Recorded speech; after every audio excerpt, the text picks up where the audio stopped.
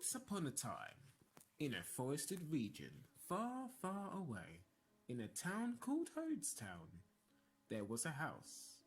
A house made of logs and in very poor condition. There lived two people. There were couples who were both elderly and frail, but yet showed tremendous love for each other.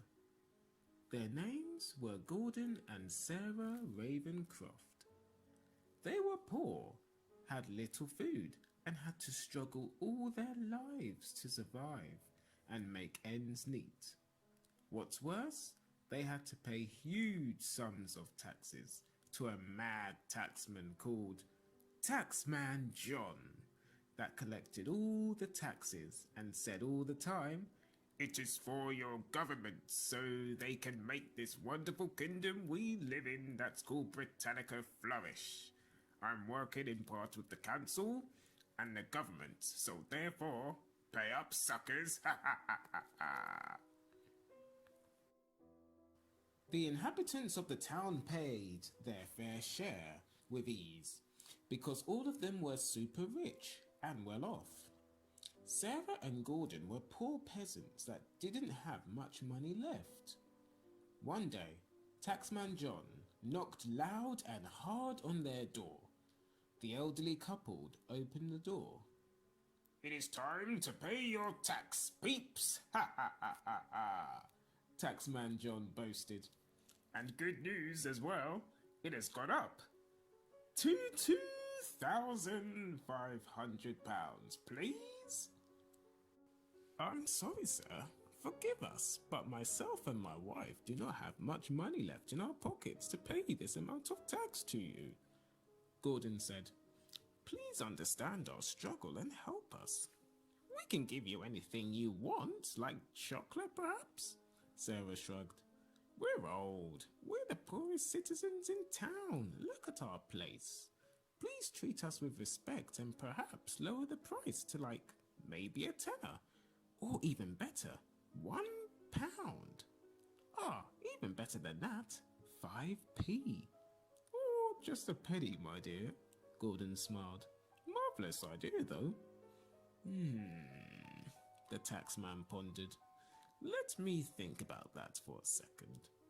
1p, 1p, 1p.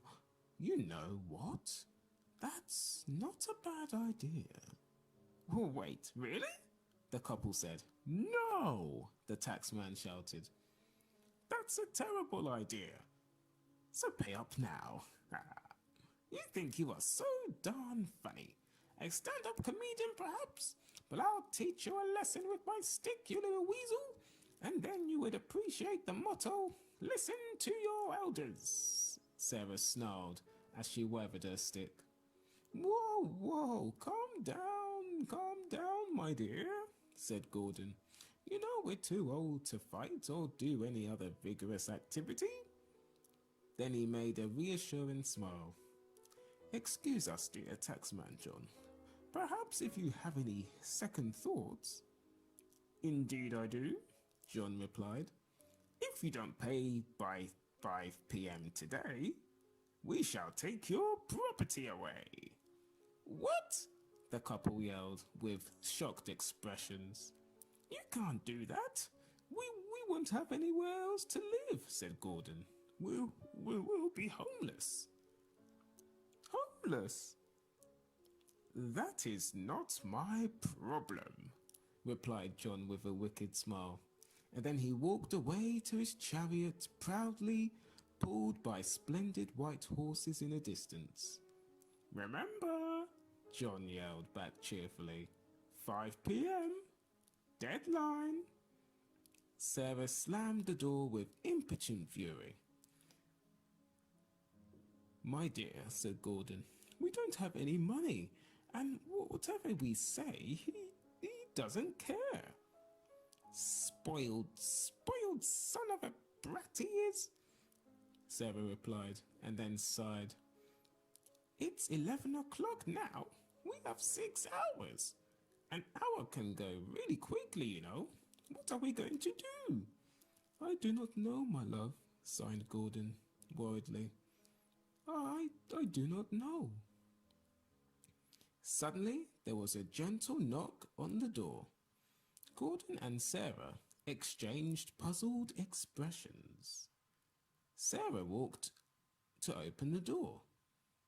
A young, friendly woman with a Labrador dog next to her, barking with a warm, friendly reception, was selling cakes.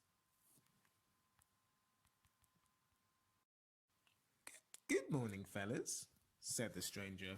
My name is Martha, and this is my dog called Mia. She's an old lass. I'm a baker, and I have my baking shop nearby. I was travelling through the towns to see if anyone wants to buy these delicious cakes, you know, for extra money. That's very kind of you, dear, said Gordon. But my wife and I don't have that slightest penny to pay for those delicious cakes. You see, sighed Sarah sadly, we've been living off scraps for as long as we can remember. Both of us did not come from rich or well-off families. We both came from poor backgrounds, and our families had to work extraordinarily long hours and very hard just to get ends meet with their wages. We're just so unlucky in this world, and now we face the possibility of eviction. That's rich taxmen's demanding the money that we should pay that we do not have. It's a disaster, my dear, cried Gordon. Ah, I see, sighed Martha. And may I ask, throughout your hardship, what has made you two stick closer together? Love, Martha, Gordon smiled to his wife as they were holding hands dearly and dreamily. True love has bound us together through our 52 years of marriage, and yet we may be old in our late 70s now. We may be too frail and weak, but love is thicker than steel and more fluid than the most fluid of rivers. We stick together because of our love for each other. Indeed, Sarah smiled back with a tear to her eye. Love is unbound, said Martha, and I feel very sorry for your current situation you are in. Go on, have all the cakes for free. Go on, she encouraged them. Are you sure? Replied Sarah, quite puzzled, yet excited for her secret fondness of cakes and their delicious taste. Sarah had such a sweet tooth. Of course, said Martha happily. I'd do anything for kind and lovely people such as you who are struggling in this world. So not only you can have all my cakes, I have plenty more to sell anyway from my shop and make more cash. I have a gift for you. You've earned it. It's yours. A gift? Sarah looked at her husband with joy. Ah, that is very kind of you, my dear. You really do not need to do this, Gordon reassured Martha. Of course I do. Here it is, a small and beautiful jar, decorated with the most dazzling of designs of swans that remind you of your romantic love for each other. You can place it on the windowsill. Oh, Martha, that is very kind of you. Thank you very much for this, and the cakes. I'm sure Sarah will definitely enjoy that, replied Gordon, beaming a smile, and the two elderly couple gave Martha a hug. Ah, you take care, you two, won't you? Martha waved as she called to her Labrador, Mia. We will. You too, sweetheart. You take care. Hopefully see you again soon. Sarah smiled, and she and Gordon waved back. Goodbye, my friends, Martha waved as she and Mia journeyed back to the shop. Ah, this jar is magnificent, said Gordon with excitement as he placed it by the window. I do wonder what's inside it. Probably nothing, Sarah laughed while stuffing herself on cake with tea. It's a jar. We can put stuff in. Oh, yes, of course, chuckled Gordon. I wonder if we can give this to the taxman. I'm sure he's fond of antiques and accessories. As he opened the jar, something remarkable happened. It was 5 p.m. Deadline time for the money. Taxman John makes his proud and prideful walk towards the Ravencroft's property, his thoughts drooling money, money, money, as he banged on the door like thunder. It is time to pay your tax, Ravencrofts. He grimaced with excitement. No money? Home. Bye-bye. You two homeless.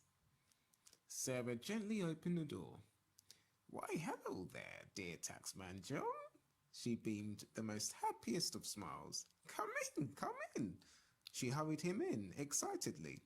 Take off your shoes. Make yourself comfortable. Okay. John stuttered, quite surprised and puzzled by the couple's rather warm hospitality he's been received. This is weird, he murmured to himself. Gordon gave the taxman a nice warm bowl of soup. Please make yourself at home, he said, and drink this absolutely delicious hot soup. It's too cold outside. You would need to warm up. Are you kidding me? Do you think I want to waste my time eating soup? Come on, give me the money already. Calm down, young fellow. Very impatient, are you? Look, old peeps, I'm a very busy man, okay? As the taxman of the kingdom, collecting people's money for the king, I do not have all the time to make pretty daisy chains in the fields. I have a job to do. My guards are outside. If you refuse, you'll be kicked out. Oh, please, sir, just relax, and my wife is already fetching the money you need. Ha ha, doubt it from this dump. You managed to find money at all. You're out of here. Trust me, we have. And while she's finding it, she would take some time. She struggles to find things between you and me. She can't stand the sight of me giggling quietly when she can't find something or remember where she placed them. But anyway, with that short time, I promise you that just relax and drink the soup. It'll be the best soup you'll ever taste, and it'll warm you up. Sighed the taxman. If this will shut you up. He took the sip. Ah, this is quite nice. He drank more and more till he finished the whole bowl. I've never tasted a marvellous soup such as this. It's amazing. Now where's the money? Suddenly, in a matter of seconds, John was sweating abnormally. Ah, I'm sweating loads like a pig. I'm feeling dizzy. I'm feeling like I'm getting a fever. Gordon smiled a mischievous grin. Oh, what's happening? The taxman yelled aloud in panic. What force is at work here? Who? But those were his last words as he leapt on all fours. His body morphed, his ears extended longer, his nose and his face, his eyes shifted position, and yet a tail from his bottom emerged. He became hairier and grey and developed a mane. He was no longer a human, but a donkey. Hee-haw, hee-haw, he screeched. Gordon burst into laughter, whilst his wife Sarah finally emerged out from the blue by flying throughout the house like crazy, clumsily knocking things over on a flying broomstick. She was giggling with delight, and she landed on her feet, and she said, "You said you wanted the money. Here you go." She waved a wand, and the donkey suddenly was loaded with a wagon carrying 2 sacks of gold coins. It was the £2,500 all right, but Sarah added, "But with a twist."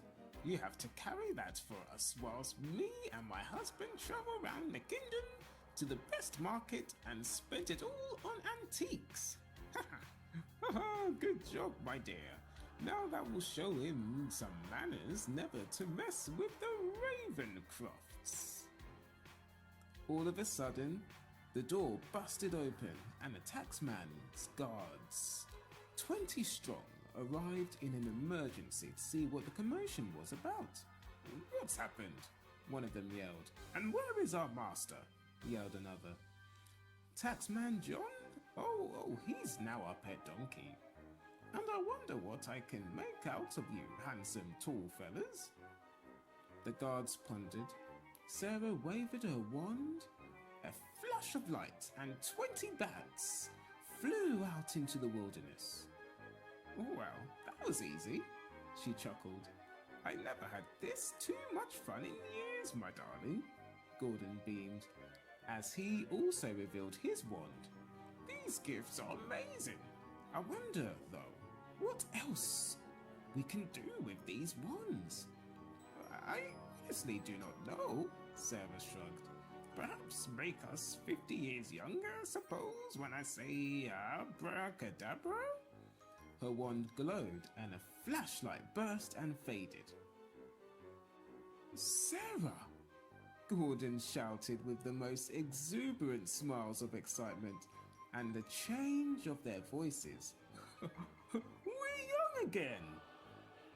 Oh my word! She staggered, amazed at her young body complexion. These ones totally rock, man! Come on, let's have some fun. Together with their wands, they subtly transformed their hut into a regal palace, and the tiny garden expanded into a massive space of the world's most exotic plantation. Gordon transformed the donkey yet again, but into a snow-white stallion, and the wagon became a golden carriage. The two couples materialized out of thin air, their poor lives and hardship into rich and comfortable living like kings and queens, and together they set off. They were the masters of their own destinies, because they now possessed what no mere mortals have, and it was magic. Magic had entered the world. Soon the Ravencrofts revealed the magic arts to their friends and family members in distant lands and have taught them tricks. But who was the woman? Martha. Who was she? Who started it all? She gave them magic wands as a gift inside the vase. Well, stay tuned and find out on the next episode.